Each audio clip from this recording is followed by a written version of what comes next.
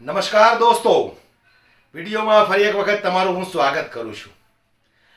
તાનાશાહી હિટલરશાહીની પણ કઈ હદ હોય, એક સીમા હોય છે, પણ છેલ્લા 30 વર્ષથી ગુજરાતની અંદર ભારતીય જનતા પાર્ટીનું શાસન છે અને એ શાસનની અંદર પોલીસ અધિકારીઓ ભારતીય જનતા પાર્ટીના ઈશારે કામ કરી રહ્યા છે। સ્પષ્ટ એવું દેખાય છે।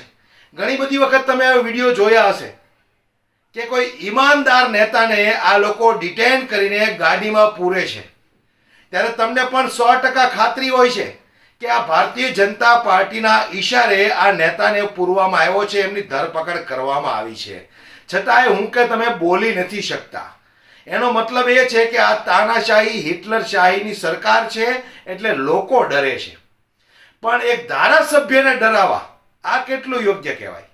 જે રીતે આમ આદમી પાર્ટીના ધારાસભ્ય ચેતર વસાવા નર્મદા જિલ્લાની અંદર જે કૌભાંડો થયા છે એ કૌભાંડનો પર્દાફાશ કરવા માટે કચેરીએ ગયા, ત્યાર પછી જે રીતે ચેતર વસાવા પોતાના ઘરે પરત જવા માટે નીકળ્યા છે તો પણ એમની અટકાયત કરવામાં આવી છે, એમને ઘરે પણ નથી જવા દેતા લોકો। તમે વિચાર કરો કે એક ધારાસભ્ય સાથે આ ભારતીય જનતા પાર્ટીના ઈશારે જો આ પોલીસ વાળા આવું કામ કરતા હોય તો સામાન્ય વ્યક્તિનું આ ગુજરાતની અંદર શું થતું હશે? સામાન્ય વ્યક્તિ તો કોઈ બોલી જ ન શકે, પોતાનો અવાજ ઉઠાવી જ ન શકે।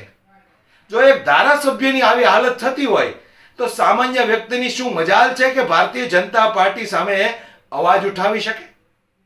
પણ હું પોલીસ વાળાને પણ કહેવા માંગુ છું કે આ ભારતીય જનતા પાર્ટીની સરકારનો હવે ઘડો ભરાઈ ગયો છે, લોકો થાક્યા છે। જે રીતે તમે એમના ઈશારે કામ કરી રહ્યા છો, અમે પણ જાણીએ છીએ કે તમને જે રીતે ઉપરથી ઓર્ડર આવે એ પ્રમાણે તમારે કામ કરવું પડે છે। પણ અત્યારે જે રીતે ચેતરભાઈ વસાવાની અટકાયત કરી છે અને ચેતર વસાવા પહેલી વખત ચેતર વસાવાને આટલા ગુસ્સે જોયા છે મેં। જે રીતે પોલીસ અધિકારીઓ ઉપર આ ચેતર વસાવા ગુસ્સે થયા છે, આવો દોસ્તો એ વિડીયો આપણે વિસ્તારથી જોઈએ। આખો દિવસ તડકમ તો ફેરવ્યો છે, અમારે એમએલએ છે એટલે અમારે હાથે જવું છે ને એટલો બી નહીં ખ્યાલ આવતો એમને હાથે જ જવાનું છે, કોઈ નિયમ જાય નહીં। આથી લાવને ઓલે ગાડી કઢાવે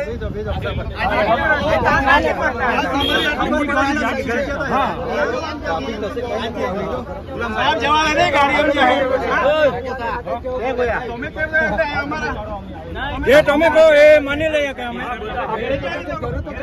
ગાડી મૂકી દે। ચલો હવે અહીંયાથી તો વાડ્યા છે સારું કઈ નહીં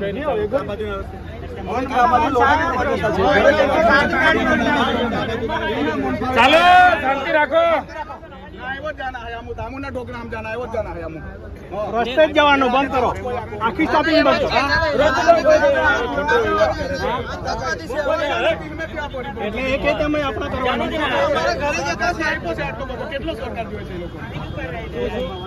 અમે કઈ આતંકવાદી છે સાહેબ, અમને અમારા ઘરે નહીં જવા દો। આપણી ગાડી જવા દો, પાછી અહીંથી રસ્તો જ છે, આ રહ્યો ને અહીંથી રાઉન્ડ જ લઈ લેતા તમને અમે સહકાર આપીએ છીએ એટલે તમે શું સમજો છો? તમારા બાપનો રોડ છે, તમારા બાપનો રોડ છે, ટેક્સ ભરીએ છીએ કેમ લુખાઈગીરી કરો છો? તમને અમારાથી સહકાર આપીએ છીએ, લુખાઈગીરી કરવાની કઈ નથી। તે છતાં તમારી ગાડી છે, અમારી પ્રાઇવેટ ગાડી છે, તમારા સાહેબ અમે સહકાર આપ્યો છે, તમે સહકાર આપ્યો એટલે તમારા હવે હાથ પાડજો, હટાવો હવે હાથ પાડજો, હટાવો એ ભાઈ તમે અમારા ઘરે જાઓ, તમે ગાડી હટાવો ભાઈ, ના ના ગાડી હટાવો, આ ગાડી હટાવો, અમારે ઘરે જવા દો,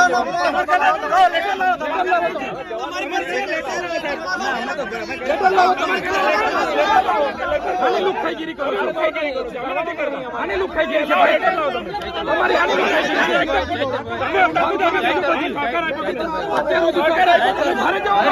ઘરે જવાના તો તમને જવામાં હું ઘરે જવાના છે પછી સાહેબ કહું કે અમે ઘરે જઈએ છીએ તો હું તમને અમે રોડ કરીએ તમે ખોટું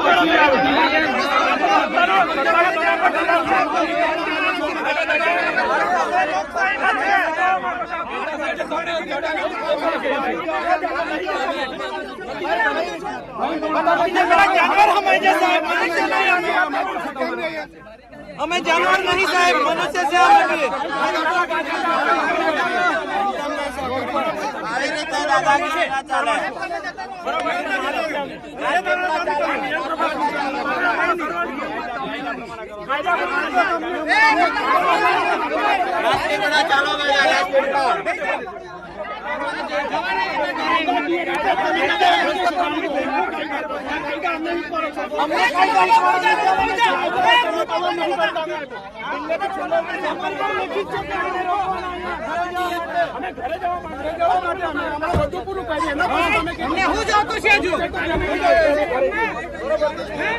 ઘરે જવા માટેની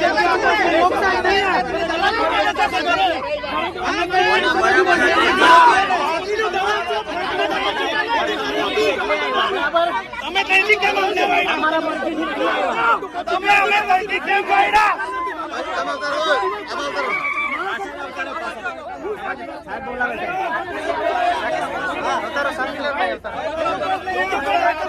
અવતારો બધા